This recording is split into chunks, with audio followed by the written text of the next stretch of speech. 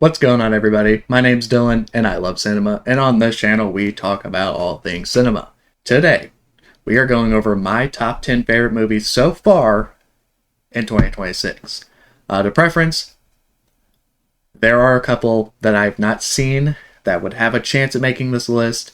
I've only seen about 30 movies in 2026. As far as new releases, I've been watching a lot of like what we call classic and 10 out of 10 movies, and you can go look at. I do it every month. I rank, every movie I've seen that month. And this year I kind of made it a point to see a lot of like the older stuff. I haven't seen as much of the new stuff as I want to. I'll probably catch up later in the year. Notably, I haven't seen like Ready or Not 2, Cold Storage, and Over Your Dead Body, I believe is what it's called. Those are three that I really want to see. And Evil Dead Burn's about to come out. And I guarantee it would make this list because I love Evil Dead. But I'm making this right before it comes out, and I might just do a whole review on Evil Dead when it comes out. We'll see. But we're just going to be going over my top 10 movies. This isn't like specifically horror. This is just in general. Obviously, this is subjective. I haven't seen every movie this year, so there may be some on here that you're like, why aren't you talking about it? Like, I haven't seen Leviticus either. That's another one that you might be looking for. I haven't seen that. But I'm relatively happy with this list. I know that it will definitely change towards the end of the year once I see more things, because we still have big releases coming out. But yeah, I'm just going to give you my top 10 that has come out this year so far, since we're about halfway through. Let me know what your favorite movie that's come out this year is, and without further ado, let's get into the list. Coming in at number 10, we have Good Luck, Have Fun, Don't Die. This is basically about a guy who comes back from the future, and he goes to this diner, and he picks a group of people over and over and over until he completes his mission. So this movie is hilarious. It's hard to describe. It's got like it's a darker movie. Like, it's not super pretty and colorful. The performances are great. It's a really fun movie. Yeah, as I said, it's funny. It's been a while since I've seen it, but the reason I even watched it in the first place is Cody Leach, who's a YouTuber I watch a lot and respect. He put this on everyone's map, I think last year actually, is whenever he was talking about it. And I'm like, you know what? I tend to agree with a lot of the things he says, so let's check out Good Luck, Have Fun, Don't Die, and I did, and it was really good. It's still holding on. It probably won't be here, come next month or, tomorrow maybe, because I think Evil Dead Burn literally drops tomorrow, so maybe I should have waited, but it's whatever. I might just do a whole video dedicated to it. So yeah, Good Luck, Have Fun, Don't Die comes in at number 10. It's a really good movie. Go check it out. It's just a guy over and over, kind of like a Happy Death Day type thing, except I don't think he ever dies. He has like a machine that he goes back in time. But it's a very good movie. I'd check it out. It's a lot of fun. It's pretty funny. One of the funnier movies we've gotten this year. Coming in at number 9, we have Pressure. This is one I got the opportunity to see this last month. At the end of it, at the end of last month. It's basically a World War II movie, so if you're not really into history, it may not be your thing. But it's basically covering D-Day. And the reason it's called Pressure is there is a meteorologist that we follow. It's a guy who's sent over from the UK by the big Churchill himself. And basically he's tasked with predicting the weather on D-Day if they can do D-Day on whatever day they have planned, which was 72 hours. They gave him 72 hours to predict the weather. And eventually, obviously, stuff happens. He predicts the weather correctly on whatever they do. He basically convinces Eisenhower to not do D-Day initially when he was going to do it. He eventually comes in clutch. I'm not going to spoil anything. But yeah, it's a very good movie. It's a lot of fun. Also, Brendan Fraser's in it, and he does a very good Eisenhower, in my opinion. I think we're all happy about the Brendan Fraser revival of his career, obviously a couple of years ago. And I think he does a really good job. I think the movie's great. I think the performances overall are really good. And you should check this one out if you like history. And even if you don't, it doesn't like overstay its welcome. It's like an hour, 40 minutes. It's a pretty good movie. And it has a pretty nice ending, I'm not going to spoil anything, but just go check out Pressure if it even sounds remotely up your alley. It's a pretty good movie. Coming in at number 8, and this one is going to be a lot higher on a lot of people's tier list. But for me, I had some issues with it, and I'll talk about it a little bit. I'm not going to spoil anything. But I have The Backrooms at number 8. And a lot of people say it's like the second best horror movie this year. I disagree. As someone who likes the Backrooms property and loves games and the liminal music and the TikToks and all that lovely stuff that comes with it, I was very excited for this movie. And I'm going to say it was like a total letdown because it wasn't. The movie looks great. The acting's really good. There's some things I have issue with plot-wise, but, maybe they had to cut it down for, like, studio reasons. I don't know. I think my biggest letdown was the score. I know, because I've listened to a lot of it, there are tons of really good liminal music that are just so good. And I really was expecting like a masterclass score, and the music we get is fine, but there wasn't enough of it in my opinion. And that was my biggest issue with this movie, is I went in there expecting really good music, which may have been unfair, but when you watch a movie like Obsession with way less budget have that good of a score, I don't know, man. I don't know. I just really was expecting a really good score. A lot of people may not even have an issue with that. They may have an issue with the movie itself. I thought the movie was pretty good. Obviously, some things could have been done better, but as far as it was a directorial debut from Kane Parsons. It's not like he was like super experienced. It was very good for what it was, and I don't regret watching it, and I'll probably appreciate it more in the future. I'm very happy it exists. I'm more happy it exists than what it is, but I digress. It's kind of like an iron lung situation. I'm happy it exists. I'd probably change some things, but I like the Backrooms. I'm not shading on it. It's still in my top 10.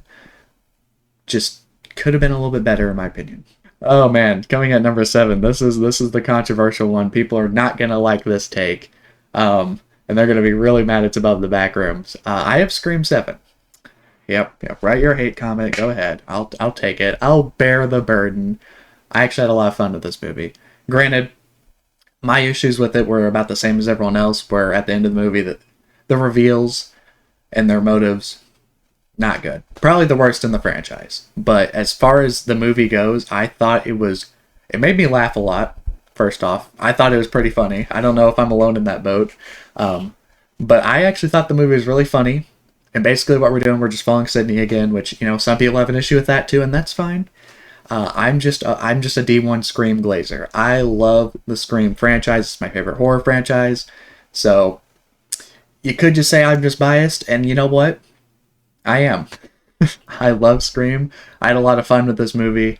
And also I did watch it in theaters, which a lot of times does hinder my experience. It makes me enjoy it even more. So I actually really like Scream 7. I didn't have the audacity to put it in the top 5, but I just know I love Scream. I'm a Scream glazer. I actually had a lot of fun with this movie. So a lot of people didn't like it. There's a lot of drama behind the scenes, and I get that. But I actually really enjoyed it. Like, I don't think it was the best Scream movie by far. And it definitely is on the weaker end as far as, like, Scream movies go. But I still really enjoyed it. So Scream 7 gets the number 7 spot. Coming in at number 6, we have Send Help. This one is also probably higher on a lot of people's list, I think. And this one we're following Dylan O'Brien, and I don't remember her name. But basically what it is Dylan O'Brien's takes over a company for, I believe, his father. I don't remember if he dies or steps down or whatever. And he's just a real prick. And the lady we're following is someone who is qualified for a promotion, and she doesn't get it. So she's harboring a lot of feelings about that, and granted, totally warranted. Totally warranted. So basically how this goes is they get it on a plane, and it goes down to the end on an island, and only Dylan O'Brien's character and her survive, the crash. This leads to a lot of crazy stuff. She's talking down to him, she's giving him the business, and the third act's insane. The third act is actually what made this make the list, I'm gonna be honest. Because I thought the movie was pretty good. Third act, everything goes bananas. I actually really appreciate the movie for what it is. Very good. One of the better horror movies we've gotten this year. So if you haven't seen Send Help, go check it out. It's a pretty good movie. And at number 5, and a lot of people, this probably doesn't even make most people's list. You may not even know it exists, but it's called Mike and Nick and Alice. And this is like a comedy thriller movie starring Vince Vaughn. 2 Vince Vaughns. So basically what happens is Vince Vaughn, aka Nick, does something he regrets and does a bad, and basically he goes back to the day he does it.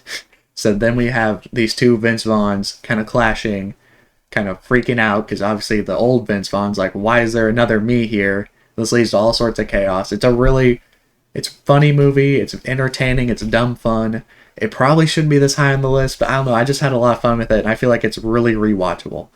So Mike and Nick and Alice, go check it out. It's a fun ride, man. Two Vince Vaughns. That's all you need to know. Coming in at number 4, I also don't expect to see this on a lot of people's list, but it's called How to Make a Killing.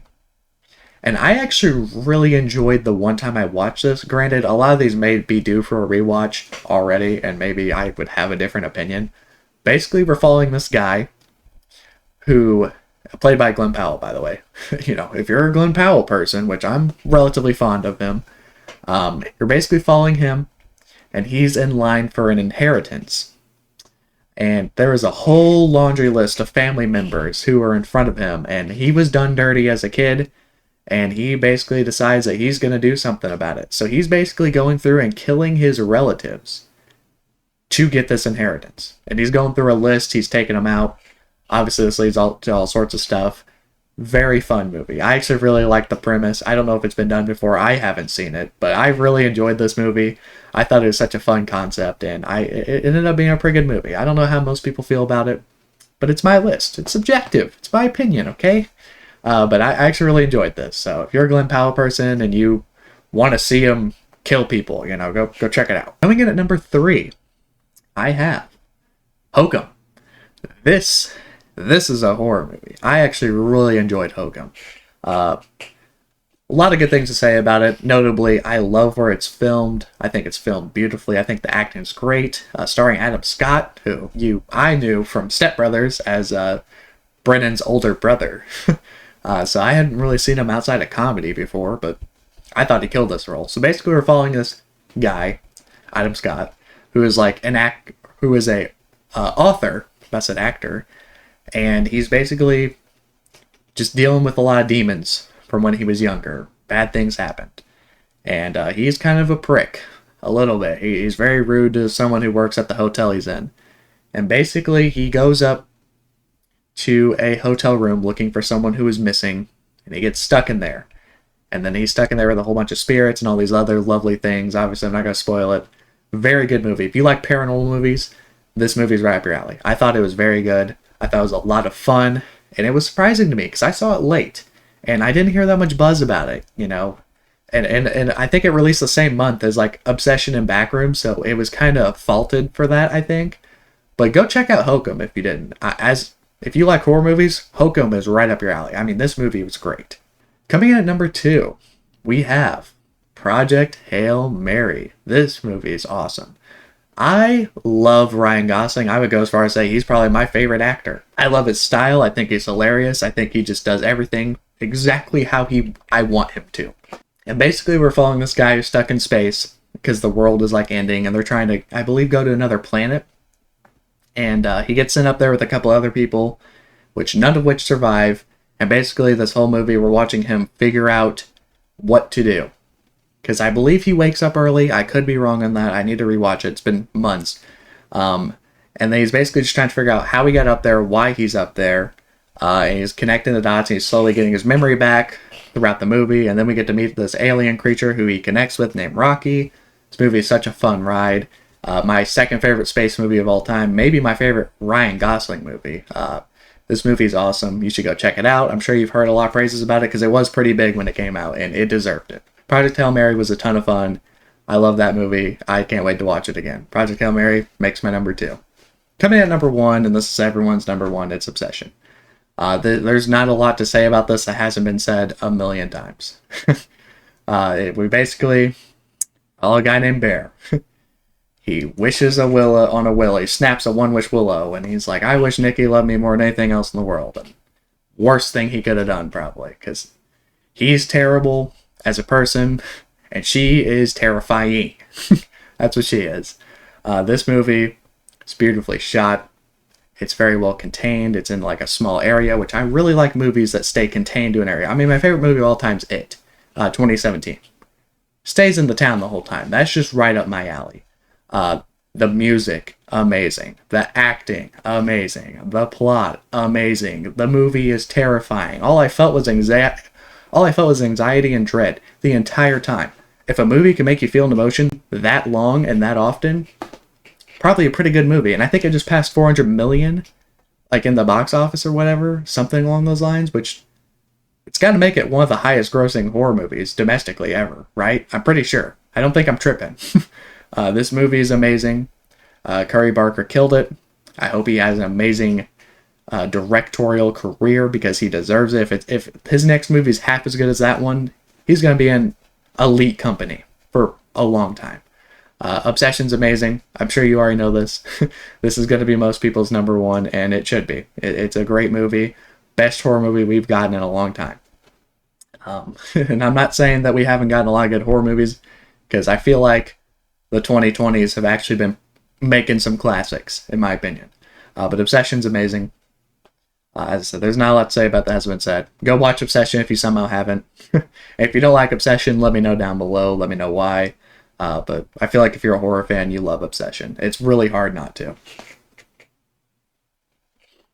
But yeah, that's my top 10. Obviously, I know people are going to find some faults with it. I think my top 3 people won't be that mad at. I feel like my top 3 is pretty good movies. So let me know what your favorite movie was, as I said, this year.